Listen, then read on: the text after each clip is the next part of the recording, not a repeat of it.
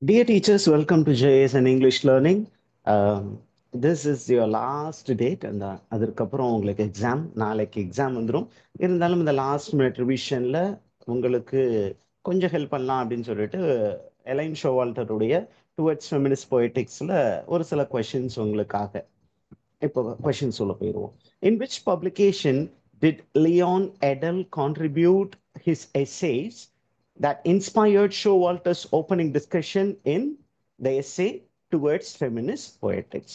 நீங்க இந்த எஸ்ஸே எடுத்தீங்கன்னா எலைன் ஷோவால்டர் இந்த பிகினிங்ல ஒரு ஆத்தரை கோட் பண்ணியிருக்காங்க. அந்த ஆத்தர் வந்து Leon எடல்.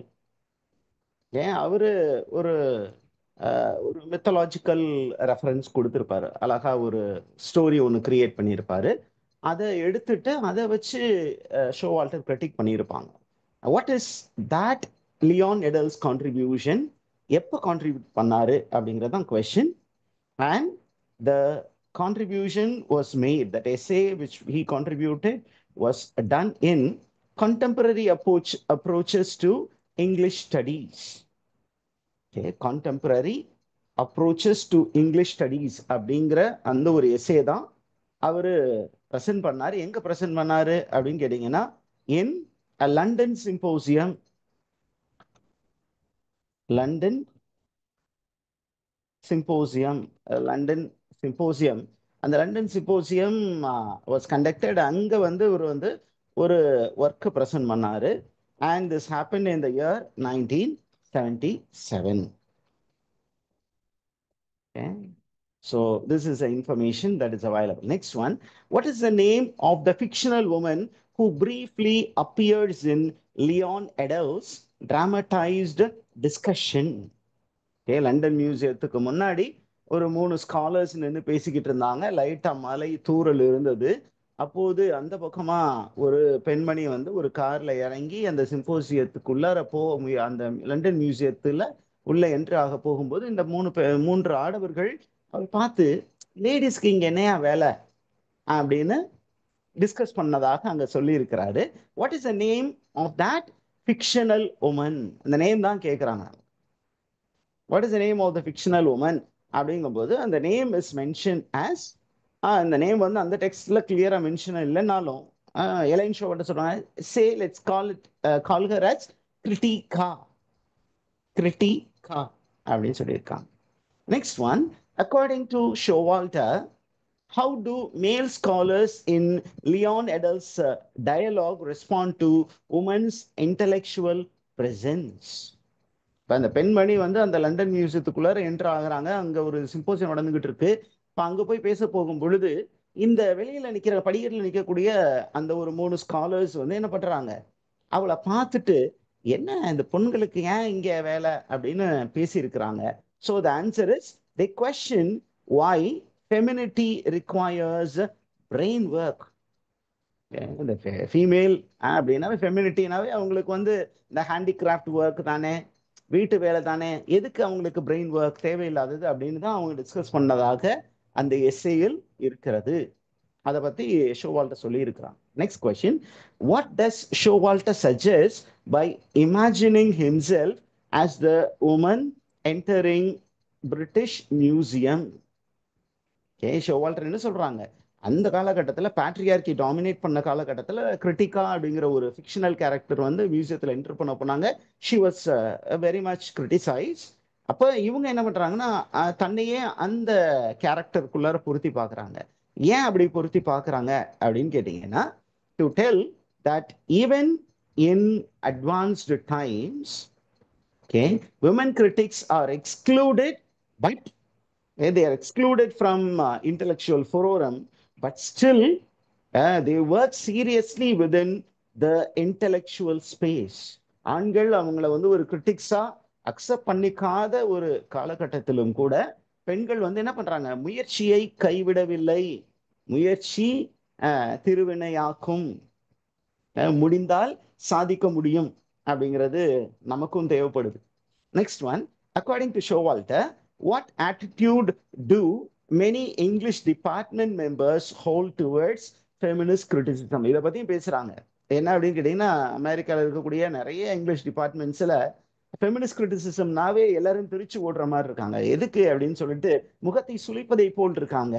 So what is there attitude அப்படிங்கும்போது ரொம்ப சிம்பிளா அவங்க சொல்றாங்க, many people reject it without exploring it. ஐயோ ஃபெமினிசம் வேணாம் அப்படின்னு சொல்லிட்டு they reject it even without reading it or exploring what is feminist criticism. Next one, what does Showalter imply by saying critics read through a glass darkly? அங்க ஒரு expression இருக்கு அந்த டெக்ஸ்ட்ல. She says critics, what do? They read through a glass darkly. What is the meaning of this expression? இந்த மாதிரி expression based question வரலாம்.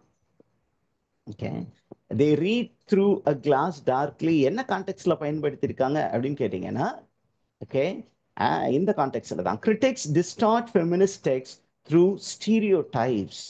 யாரோ ஒரு feminist critic ரொம்ப உக்கரமா இருந்திருப்பாங்க, அதையே வச்சுட்டு எல்லா ஃபெமினிஸ்ட் கிரிட்டிக்ஸும் ரொம்ப மோசம், எல்லா ஃபெமினிஸ்ட் கிரிட்டிக்ஸும் ஆண்களுக்கு எதிரானவர்கள், ஒரு போராளிகள் அப்படின்னு சொல்றது, அந்த ஒரு ஸ்டீரியோ டைப்புக்குள்ளார ஃபெமினிஸ்ட் கிரிட்டிக்ஸை கொண்டு வந்து ஃபிட் பண்றது தவறு. அதை சொல்றதுக்கு தான் என்ன சொல்லியிருக்காங்க, critics read through a glass darkly அப்படின்னு சொல்லியிருக்காங்க. Next one, who introduced Nina Auerbach's feminist essay Dombey and Son with a condescending comment. Condescending அப்படின்னா பார்த்தீங்கன்னா ரொம்ப நெகட்டிவ் கமெண்ட்டுக்கு உட்படுத்திய ஒரு கிரிட்டிக் யாரு, மேல் கிரிட்டிக். நீனா ஆயர்பாக் அப்படின்னு ஒரு ரைட்டர் இருந்தாங்க, ஒரு ஃபெமினிஸ்ட் ரைட்டர். அவங்க என்ன பண்ணாங்க அப்படின்னா டாம்பே அண்ட் சன் அப்படின்னு ஒரு ஒர்க்கை என்ன பண்ணியிருக்காங்க, அவங்க அனலைஸ் பண்ணியிருந்தாங்க. அதாவது ஒரு ஒர்க் டாம்பே அண்ட் சன். அந்த ஒர்க் யார் எழுதுனது, who is the author of Dombey and Son அப்படின்னு கூட கேட்கலாம். சொல்லுங்க பார்க்கலாம், who is the author of Dombey and Sun?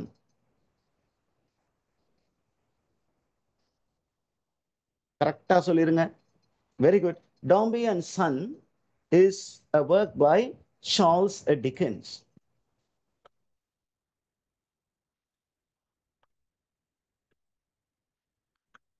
Charles Dickens, the father of realism in English literature. Okay, இப்போ Charles Dickens எழுதிய டாம்பே அண்ட் சன்னை ஒரு ஃபெமினிஸ்ட் கிரிட்டிக் வந்து என்ன பண்ணியிருக்காங்க, ஃபெமினிஸ்ட் கிரிட்டிசிசத்தை அந்த மெட்ரிக்ஸை யூஸ் பண்ணி அனலைஸ் பண்ணியிருக்காங்க. அவங்க எழுதின அந்த ஒர்க்கை ரொம்ப நெகட்டிவா கமெண்ட் பண்ணாரு ஒரு மேல் கிரிட்டிக். யார் அந்த மேல் கிரிட்டிக்? அதுதான் நமக்கு கொஸ்டின். யார் அந்த மேல் கிரிட்டிக் அப்படின்னு பார்க்கும்போது the answer is Robert Partlow. Robert Partlow. Okay, இந்த ராபர்ட் பார்ட்லோ தான் என்ன பண்ணாரு, ரொம்ப நெகட்டிவா கிரிட்டிசைஸ் பண்ணாரு அப்படின்னு சொல்லி இருக்கு. அவரு எந்த ஒர்க்ல அதை கிரிட்டிசைஸ் பண்ணாருன்னு கேட்கலாம் இல்லையா? எந்த ஒர்க் அப்படின்னா, இன்ட்ரடக்ஷன் டு டிக்கின்ஸ் ஸ்டடீஸ் ஆனல்ஸ் அப்படிங்கிற ஒரு ஒர்க்ல, இன்ட்ரடக்ஷன் டு டிக்கின்ஸ் ஸ்டடீஸ் ஆனல்ஸ் அப்படிங்கிற ஒரு ஒர்க். அந்த ஒர்க்ல நீனா ஆயர்பாக்குடைய எஸ்ஸே, அந்த அவங்க செஞ்ச ஒர்க்கை எடுத்து அதை ரொம்ப நெகட்டிவா கிரிட்டிசைஸ் பண்ணாங்க. Next one, according to Showalter, how does Robert Partlow misrepresent feminist criticism? Robert Partlow வந்து ஃபெமினிஸ்ட் கிரிட்டிசிசத்தை மிஸ்ரெப்ரசன்ட் பண்ணிட்டாரு. அதை எப்படி பண்ணாரு அப்படின்னு எலைன் ஷோவால்டர் சொல்றாங்க. அதுதான் நம்ம question. Okay, according to Robert Partlow, okay, he has misrepresented feminist criticism to be obsessed with phallic symbol. Okay, feminist criticism to be very much preoccupied with phallic symbol. Phallic symbolனா அந்த மேல் organ, அந்த மேல் organ அதை வந்து தான் அவங்களுடைய main ஃபோக்கஸாக இருந்தது. அதை எப்படி வீழ்த்துவதுங்கிற மட்டும்தான் அவங்க யோசிச்சுக்கிட்டு இருந்தாங்க அப்படின்னு ராபர்ட் பார்ட்லோ ரொம்ப மோசமாக கிரிட்டிசைஸ் பண்ணியிருந்தார். Now we go to the next question. Who accused feminist criticism of lacking intellectual honesty? Intellectual honesty and rigor, இது ரெண்டும் இல்லை என்று சொல்லி ஒரு மேல் கிரிட்டிக் வந்து ஃபெமினிஸ்ட் கிரிட்டிக்ஸை வந்து பயங்கரமா கிரிட்டிசைஸ் பண்ணியிருந்தாரு. யார் அவர் அப்படின்னு கேட்டீங்கன்னா, it is Robert பாயர். Where did he do it அப்படின்னு கேட்டீங்கன்னா, he actually made this comment in a work called, a particular magazine called partisan review, partisan review அப்படிங்கிற அந்த ஒரு ஜேர்னல் மேகசீன்ல என்ன பண்ணாரு, இன் வின்டர்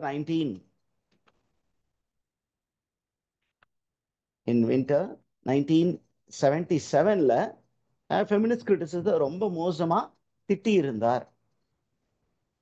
அதுதான் நமக்கு answer. Next one, which feminist author's work did Boyer use an example of feminist deficiency? பாயர் என்ன பண்ணியிருந்தாரு அப்படின்னு சொன்னீங்கன்னா, அவர் ஒரு ஆர்டிக்கிள் எழுதி இருந்தார். அந்த ஆர்டிக்கிள் வந்து எதில் அப்பியர் ஆச்சு, பார்ட்டிசான் ரிவ்யூ இன் வின்டர் 1977. அதுல என்ன பண்ணாரு, இந்த ஃபெமினிஸ்ட் கிரிட்டிக்ஸ் அவங்க செய்யக்கூடிய ஒர்க்ல நிறைய டெஃபிஷியன்சி இருக்கு அப்படின்னு ஒரு ஆத்தருடைய ஒர்க் எக்ஸாம்பிளா எடுத்து கொடுத்திருந்தார். அந்த ஆத்தர் யாருன்னு கேட்டிருக்காங்க. The author is Joan Mellen. இந்த ஜோவன் மெலன் அவருடைய ஒர்க் ஒரு எக்ஸாம்பிளா எடுத்து ரொம்ப நெகட்டிவா ஃபெமினிஸ்ட் கிரிட்டிசிசத்தை சித்தரித்து இருந்தார். இப்போ அந்த சித்தரிப்பை வந்து அவர் என்ன பண்ணாரு, பின்னாடி he has to later issue a retraction. இல்ல நாங்க சொன்னது தப்பு, நாங்க அதை வாபஸ் வாங்கிக்கிறோம் அப்படின்னு பார்ட்டிசான் ரிவ்யூ வந்து என்ன பண்ணுச்சு, அந்த ஆர்டிக்கிளை வந்து அவங்க சொன்ன கருத்துக்களை என்ன பண்ணாங்க, மறுப்பு தெரிவித்தார்கள். இல்லை நாங்க அதை வாங்கிக்கிறோம், பின்ன எடுத்துக்கிறோம், நாங்க சொன்ன கருத்தை வந்து நாங்க மீண்டும் எடுத்துக்கொள்கிறோம் அப்படின்னு சொன்னாங்க. ஏன் எடுத்துக்கிட்டாங்க அப்படின்னு கேட்டீங்கன்னா, Joan Mellen the feminist critic filed a libel against Boyers claim. பாயருக்கு எதிராக ஒரு என்ன பண்ணாங்க, லிபல் வழக்கு அப்படின்னா அவதூறு வழக்கு பதிவு செய்தார்கள். அதனால அந்த பார்ட்டிசான் ரிவ்யூ அந்த மேகசீன் என்ன பண்ணுச்சு, பாயர் சொன்ன கருத்துக்களை நாங்க மீண்டுமே எடுத்துக்கிறோம், அது தவறுதான் அப்படின்னு சொல்லிட்டு அவங்க என்ன பண்ணாங்க, ஒரு மன்னிப்பு கோரினார்கள். Next one, what does Showalter mean when she calls rigor a form of intimidation? Rigour என்பதை எலைன் ஷோவால்டர் என்னன்னு சொல்றாங்க, இன்டிமிடேஷன் என்று சொல்கிறார். ஏன் சொல்றாங்க அப்படின்னு பாத்தீங்கன்னா, rigour what does it do, it enforces patriarchal academic standards that silence women. இது answer. Next one, according to Showalter, what makes feminist criticism vulnerable to attack? இந்த ஃபெமினிஸ்ட் கிரிட்டிசிசோட சிச்சுவேஷன் என்னவா இருக்கு அப்படின்னா, it can be easily attacked. ஏன் sir அப்படி easily அட்டாக்டா இருக்கு அப்படின்னு ஷோவால்டர்ட்ட கேட்டோம்னா அவங்க சொல்லுவாங்க ரொம்ப தெளிவா, that feminist criticism is vulnerable to attack because of the absence of clearly articulated theory. ஃபெமினிசத்துக்கு கிளியர் கட் தியரி, அவங்க எழுதின காலகட்டத்தில் ஒரு கிளியர் கட் தியரி இல்லாததுனால யாரு வேணுமோ கிரிட்டிசிசத்தை என்ன பண்ணாங்க, கிரிட்டிசைஸ் பண்ணாங்க அப்படின்னு சொன்னாங்க. Next one, why do some feminist activists distrust theory? ஒரு சில ஃபெமினிஸ்ட் கிரிட்டிக்ஸ் என்ன பண்ணாங்க அப்படின்னா, இதை நம்ம தியரைஸ் பண்ண வேண்டாம் அப்படின்னு சொன்னாங்க. ஏன் சொன்னாங்க அப்படின்னு கேட்டீங்கன்னா, ஓகே, அதற்கான ஆன்சர் என்னவாக இருக்கும் அப்படின்னா, ஒரு தியரி நம்ம தியரைஸ் பண்ண ஆரம்பிச்சோம், நம்ம ஏற்கனவே இருக்கக்கூடிய தியரிஸ் இருக்குல்ல, அதெல்லாம் வேணான்னு சொல்லி ஒரு சில ஃபெமினிஸ்ட் ஆக்டிவிஸ்ட் சொன்னாங்க. ஏன் ஏற்கனவே இருக்க தியரிஸ் ஏன் வேணான்னு ஃபெமினிஸ்ட் கிரிட்டிக்ஸ் சொன்னாங்க, ஏன் ஒரு பெரிய தியரியை கொண்டு வரணும்னு சொன்னாங்க அப்படின்னு பார்த்தீங்கன்னா, because the theory that were present historically have been used to exclude women's perspective. பெண்களினுடைய அந்த பெர்ஸ்பெக்டிவை இதுவரையிலும் வந்த எந்த கிரிட்டிசிசமும் என்ன பண்ணதில்ல, உள்வாங்கியது இல்லை, அதுக்கு மதிப்பு கொடுத்தது இல்லை. எல்லாமே மேல்ஸ் பெர்ஸ்பெக்டிவ் தான், ஃபீமேல் பெர்ஸ்பெக்டிவ்க்கு வாய்ப்புகள் கொடுக்கப்படவில்லை, வாய்ப்புகள் மறுக்கப்பட்டன. Next one, which male fictional character does Elaine Showalter describe as self-pitying philosopher? Elaine Showalter என்ன பண்றாங்க, ஒரு சில ஒரு சில மேல் டெக்ஸ்ட் எடுத்து அதுல இருக்கக்கூடிய அந்த சோ கால்டு ஸ்ட்ராங் மேல் கேரக்டர்ஸை வீக் அப்படின்னு காட்டுவாங்க. அப்படி காட்டும் போது ஒரு கேரக்டர் வந்து என்ன சொல்லியிருக்காங்க, she has called a particular character as self-pitying philosopher. Who is that self-pitying philosopher அப்படின்னா, மிஸ்டர் ராம்சே. இப்ப இந்த மிஸ்டர் ராம்சே எங்க அப்பியர் ஆகிறார், Virginia Wolff to the lighthouse.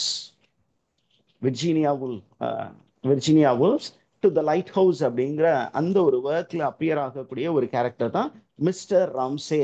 According to male critics, Mr. Ramsay is a very strong character, but female critic looks Mr. Ramsay as a self-pitying philosopher. அடுத்தது, who is the important structuralist character that represent male intellectual pretension? மேல் எல்லாம் என்ன பண்றாங்க, intellectual போல நடிக்கிறாங்க அப்படின்னு காட்டுவதற்கு ஒரு எஸ்டாப்ளிஷ்டு ரைட்டருடைய ஒர்க்ல இருந்து ஒரு கேரக்டரை எடுத்து அந்த கேரக்டர் எல்லாரும் பாசிட்டிவா பார்க்கும்போது இவங்க என்ன சொல்றாங்க, இல்ல அவர் வந்து ஒரு இம்பார்ட்டன்ட் ஸ்ட்ரக்சரலிஸ்ட்னு சொல்லியிருக்காங்க. யார் அந்த கேரக்டர் அப்படிங்கும்போது it is Casaubon from George Eliot's Middlemarch. Next one, what happens when Professor Bloodrot lecture on the female swan in Doris Lessing, The Golden Notebook? Okay, what happens when Professor Bloodrot lectures on female swan in Doris Lessing's The Golden Notebook? என்ன நடந்தது, அவர் என்ன பண்ணாரு அப்படின்னா Tories லெசிங்குடைய golden note book அப்படிங்கிற அந்த ஒர்க்ல இருந்து the female Swan அப்படிங்கிற ஒரு கான்செப்டை பத்தி ப்ரொஃபசர் பிளட்ராட் அப்படிங்கிற ஒரு லெக்சர் பண்ணாரு. அப்போ என்ன நடந்தது அப்படிங்கும்போது அங்க பாத்தீங்கன்னா அந்த ஆடியன்ஸ் என்ன பண்ணாங்க, when he was lecturing, the women were quite unhappy, so the women left the room one by one. Okay, they rejected his ideas. Professor பிளட்ராட் உடைய அவர் முன்வைத்த அந்த ஐடியாஸ் இருக்குல்ல, அதுல ஃபீமேலை வந்து அவ்வளவு ஸ்ட்ராங்கா பிரசன்ட் பண்ணாம ரொம்ப மென்மையா பிரசன்ட் பண்ணாரு. அந்த கருத்துக்கள் அவங்களுக்கு ஒத்து வரவில்லை. அதனால அந்த அவையில் இருந்த பெண்கள் எல்லாம் ஒன் பை ஒன் வெளியேறினார்கள். Next one, what is Adrienne Rich criticism of the term rational in of women's born? Adrienne Rich of women born அப்படிங்கிற ஒரு ஒர்க் எழுதினாங்க. அதுல ரேஷனல் அப்படிங்கிற அந்த டேர்மை வந்து அவங்க கிரிட்டிசிசத்துக்கு உட்படுத்தினார்கள். ஓகே, அப்ப வாட் வாஸ் இட் அப்படிதான் நமக்கு question. Okay, what is the answer? According to Adrienne Rich, okay, the term rational falsifies itself by excluding the non-rational and emotional. நான் ரேஷனல் இமோஷனல் என்பது யாரை குறிக்கிறது அப்படின்னா பேட்ரியார்கியில நான் rational emotional is women.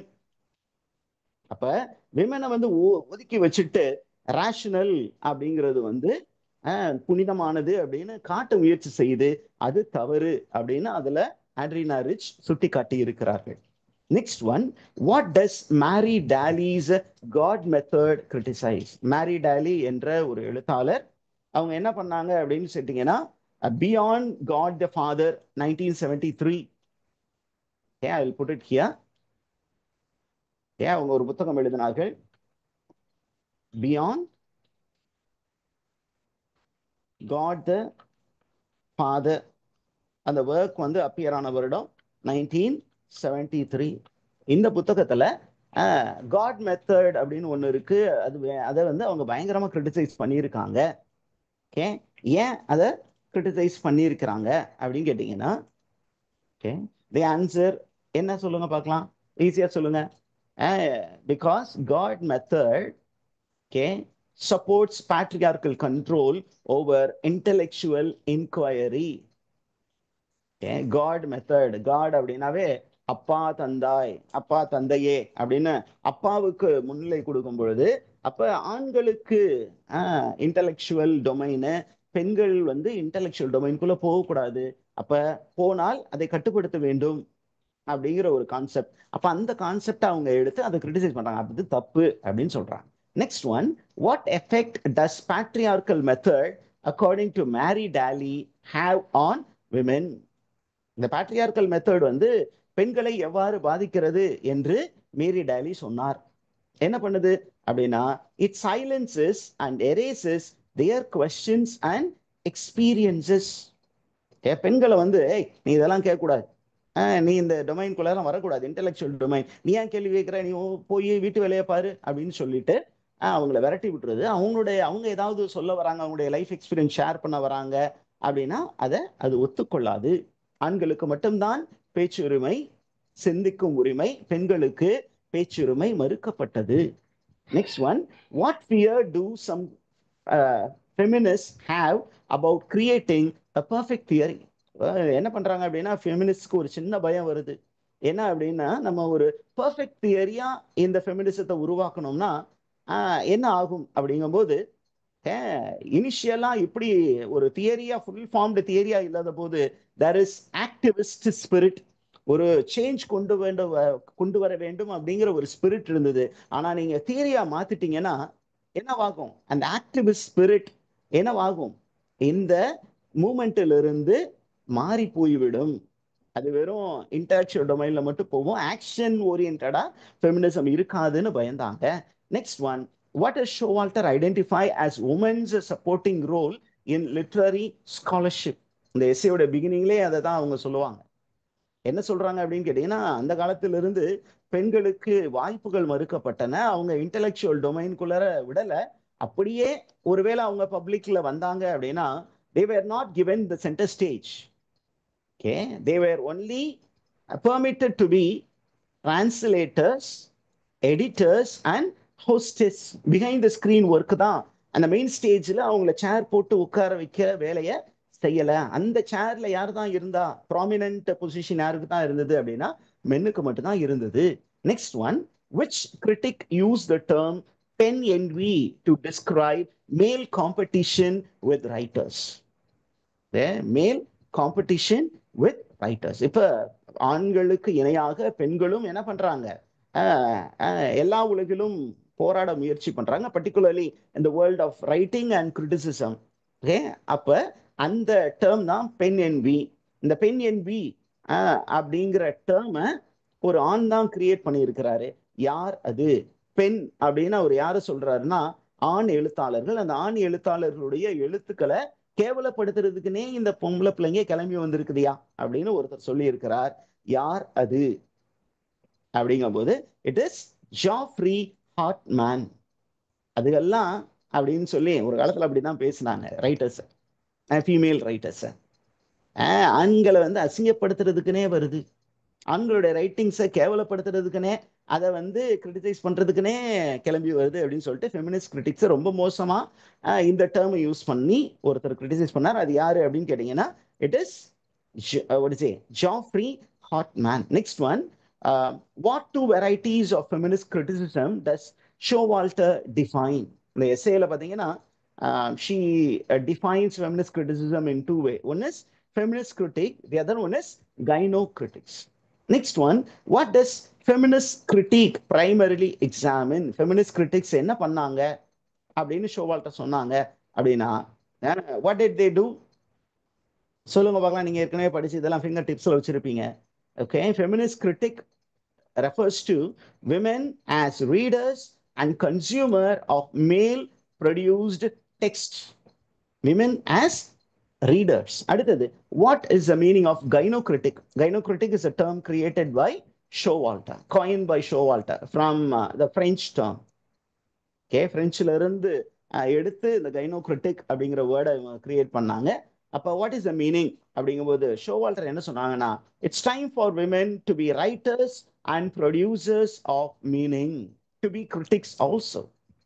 Next one, which French term did Showalter adapt to describe the study of women's writing? Okay, women's writing குறிப்பதற்கு A-line ஷோவால்டர் ஒரு French term use பண்ணாங்க. What is it? அதான் question. What is the answer? It is gynocritic. According to Showalter, the feminist critic is aligned with which theoretical tradition? The feminist critic அப்படிங்கிற ஒரு concept சொன்னோம் இல்லையா, அது ஏதோ ஒரு தியரிட்டிக் ட்ரெடிஷனோட அலைன் ஆயிருக்கு. வாட் இஸ் இட் அப்படின்னு கேட்டீங்கன்னா, it is Marxist sociology and aesthetics. இது அந்த டெக்ஸ்ட்ல கொடுக்கப்பட்டு. Next one, how do Carolyn Heilbrunn and Catherine Stimson metaphorically describe feminist critique and gynocritique. 1970களில் இந்த ரெண்டு எழுத்தாளர்களும் என்ன பண்ணாங்க அப்படின்னு சொன்னா அப்படியே ஃபெமினிசத்தை கம்ப்ளீட்டா அனலைஸ் பண்ணிட்டு வந்தாங்க. அப்போ ரெண்டு ஃபேஸ் ஏற்கனவே இருக்குன்னு எலைன் ஷோவால்ட்ட சொல்லிட்டாங்க. ஒன்னு the feminist critic, the other one is gynocritic. இது ரெண்டனுடைய அப்ரோச்சையும் அனலைஸ் பண்ணி அவங்க என்ன சொன்னாங்க, they made a metaphorical comparison. Feminist critic was metaphorically compared to Old Testament and gynocritic was compared to New Testament. ஏன் ஓல்ட் டெஸ்டமெண்ட் நியூ டெஸ்டமெண்ட் அப்படின்னா, இந்த volt testament பார்த்தீங்கன்னா volt டெஸ்டமெண்டோட main ஃபோக்கஸை என்ன பண்ணீங்கன்னா, பைபிள் எடுத்து பார்த்தீங்கன்னா கடவுள் என்ன சொல்லுவார், நீ எந்த தவறு செய்து விட்டாய், நீ அப்படி போயிட்ட இப்படி போயிட்ட, நான் சொல்றத நீ கேட்கல, நீ அப்படி பண்ணதுனால உனக்கு இந்த மாதிரி பனிஷ்மெண்ட் அப்படின்னு சொல்லிட்டு அந்த எரர்ஸை ஃபோக்கஸ் பண்றதாக ஃபெமினிஸ்ட் கிரிட்டிக் இருந்தது. ஆனா கைனோக்ரிட்டிக் என்ன பண்ணுது, it focused on grace, what ever is positive in women, அதை ஹைலைட் பண்றது மாதிரி இருந்தது. அதனால feminist critic was equated to Old Testament and gynocritic was equated to New Testament. Next one, according to Heilbrin and Stimson, what roles do feminist critic play? Feminist critic என்ன பண்ணிட்டு இருந்தாங்க அப்படிங்கும்போது, they expose the sins and errors of the past. இந்த ஆண்கள் எல்லாம் நம்மளை இப்படி ஒடுக்கி வச்சிருந்தாங்கப்பா, நம்மளை இந்த மாதிரி கேவலமா பார்த்தாங்கப்பா அப்படின்னு சொல்லிட்டு அந்த நெகட்டிவ் எலிமெண்ட்ஸ் மட்டுமே ஹைலைட் பண்ணி தன்னுடைய ரைட்டிங்ஸ்ல கொடுத்துக்கிட்டு இருந்தாங்க. This was the role of feminist critic. Okay, so teachers, all the very best for your exam. Maybe if I could find some more time, I'll come out with a few more MCQ videos. Kindly revise your lessons. புதிதாக எதையும் தேடி படிக்க வேண்டாம், ஏற்கனவே படித்த வினாக்களை மீண்டுமாக படியுங்கள். எதெல்லாம் நீங்க மிஸ் பண்ணீங்களோ, நீங்க நிறைய டெஸ்ட் எழுதி பார்த்துருப்பீங்க, அதுல எந்த கொஸ்டின் எல்லாம் தப்பா போச்சோ அந்த கொஸ்டின் ஏன் தப்பா போச்சு, சரியான பதில் என்ன, அதோட ரிலேட்டடான என்ன இன்ஃபர்மேஷன் இருக்கு அப்படின்னு மட்டுமே உட்காந்து பாருங்க. அதே நேரத்துல இன்று இரவு சீக்கிரமா தூங்க போயிருங்க. லேட் நைட்டா முழிச்சு உட்கார்ந்து இருக்காதீங்க. அடுத்த மாவட்டத்துல ஒருவேளை உங்களுடைய சென்டர் ரொம்ப தொலைவில் இருந்தது அப்படின்னா, ஒருவேளை முடிந்தால் இன்று மாலையே நீங்க போய் அங்க பக்கத்துல ஏதாவது ஒரு இடத்துல தங்கி இருந்து உங்க தேர்வுகளை சரியான நேரத்துக்கு போய் அப்பியர் ஆயிடுங்க. அட்லீஸ்ட் 1 மணி நேரத்துக்கு முன்னாடியாவது நீங்க எக்ஸாம் ஹாலுக்குள்ள இருக்கிற மாதிரி பார்த்துக்கோங்க. இவ்வளவு நாள் போட்ட எஃபர்ட்ஸ் நாளைக்கு உங்களுக்கு கைமேல் பலன் கிடைக்க போகிறது. அதனால make use of this opportunity. All the very best. God bless you all.